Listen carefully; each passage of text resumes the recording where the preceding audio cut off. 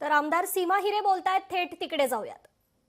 गोष्टी सांगितल्या, परंतु ज्या वेळेला निवडणूक होती त्यावेळेला अत्यंत खालच्या थराला जाऊन आमच्या नेत्यांचा त्यांनी प्रचार केला. म्हणजे आमच्या नेत्यांवर टीका केली. अगदी मोदी असतील, अमितजी शहा असतील किंवा आमचे राज्य पातळीचे नेते असतील, यांच्यावर त्यांनी खालच्या थराचा प्रचार केलेला आहे. आणि त्यामुळे मला वाटतं की त्यांना ही भीती आहे, त्यांच्या अनेक गुन्हे आहेत आणि त्यांना स्वतःला इच्छा आहे की आपण या पक्षात गेलो तर आपण पवित्र होऊन जाऊ की काय. त्यामुळे त्यांचीच इच्छा आहे इथे यायची.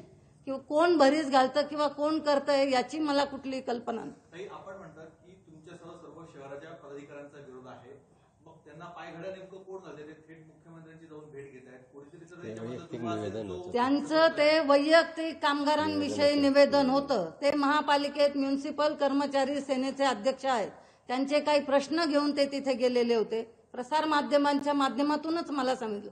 मी अजूनही सांगते की आपल्या माध्यमातून हे आतापर्यंत आलेलं आहे की ते प्रवेश करतायत. पक्षामध्ये कुठलीही चर्चा नाही, बैठकीत कुठलाही विषय नाही किंवा वरिष्ठांनी आम्हाला कोणीही सांगितलेलं नाही.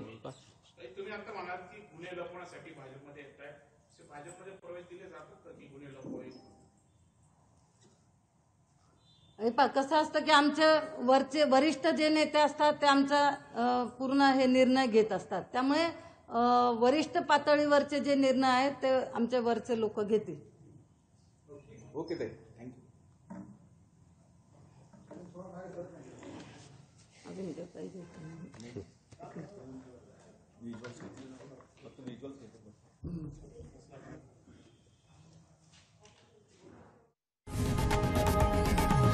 लोकशाही मराठी ऐका, पहा, जागरूक रहा.